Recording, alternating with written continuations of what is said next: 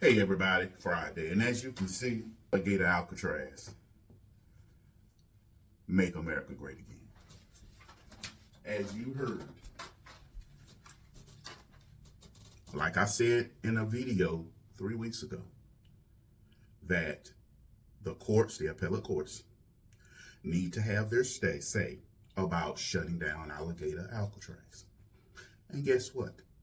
The appellate court ruled that that's it. They stayed the judge's decision, the federal judge's decision, until this goes before the Supreme Court, which basically hampered other judges. So now you can't go run to another liberal judge and try to get them to rule, because the appellate court now, who is sending this to the Supreme Court. Act like we've always said, open for business. The mission continues. We continue working. Major breaking news at 6 o'clock. A judge's order to close Alligator Alcatraz blocked. The migrant detention center deep in the Everglades will stay open for now, and reaction is pouring in tonight. Local 10's Magdala Lusson is live down near Ochopee with late breaking details for us tonight. Magdala. Yeah, Calvin, this ruling coming from the appeal judge who says Alligator Alcatraz will stay open so that the state, even while the state and opposing groups debate this issue in court. Now, the state attorney general responded to this win on social media today on X, saying victory secured against activist judge who held me in contempt. The 11th Circuit not only blocked Judge Williams' order to close Alligator Alcatraz, but they blocked her from proceeding with the case until the appeal is complete. On August 21st, a district judge sided with the environmental groups like Friends of the Everglades and the Miccosukee tribe, who believed construction of Alligator Alcatraz posed an environmental threat to the wetlands and animals. Well, that judge said the detention center must close within 60 days. The state followed through, and Local 10 was there to see the site clear out in a matter of days. And the state said then tearing down Alligator Alcatraz would cost taxpayers $15 to $20 million. Fast forward to today. In the appeal ruling, the judge agreed with the state on that issue and also responded to the environmental group's claims that lights, noise, and waste pollution would be a problem. The judge noted it was a working airport with over 20,000 flights coming in and out 6 months before the conversion. We said we would fight that. We said the mission would continue. And I'm pleased to say that the 11th Circuit Court of Appeals has just stayed that ruling and stayed the case.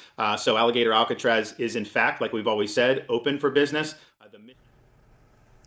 And today we are also hearing from some environmental groups who are reacting to this recent development. The plaintiffs in this case, Friends of the Everglades, say, quote, while disappointing, we never expected ultimate success to be easy.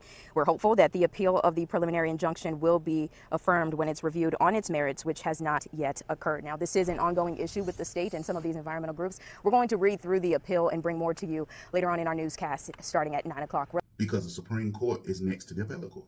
There's nothing, the 11th Circuit, there's nothing else these liberal Democrats can do. Donald Trump protects the nation.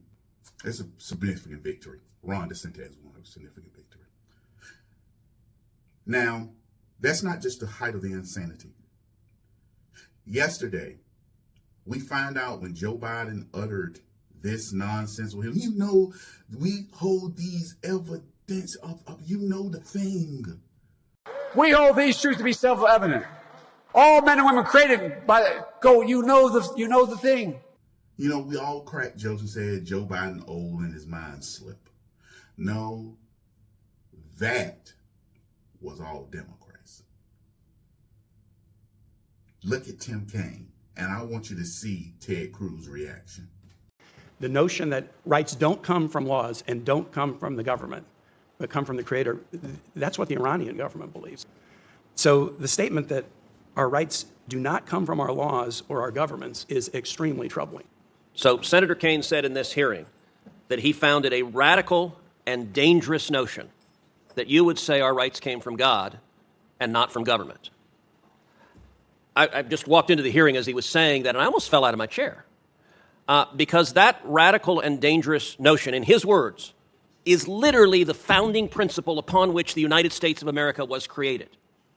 And if you do not believe me, and you made reference to this, Mr. Barnes, then you can believe perhaps the most prominent Virginian to ever serve, Thomas Jefferson, who wrote in the Declaration of Independence, we hold these truths to be self-evident, that all men are created equal.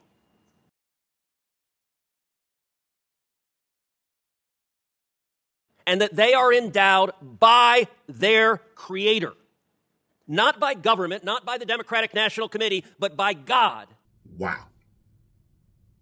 That right there should scare everyone in here watching the video. The Democrat Party do not know the Declaration of Independence or the Constitution. That ain't old Joe Biden. That's a young Tim Kaine. And this young Tim Kaine believe you don't have to know it. That's embarrassing. So it's not an age thing from Biden.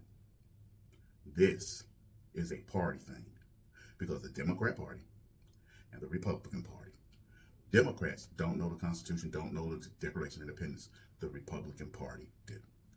Simple and plain. Tim Kaine, a sitting U.S. Senator, don't know the Declaration of Independence. This was written by a Virginian, Thomas Jefferson.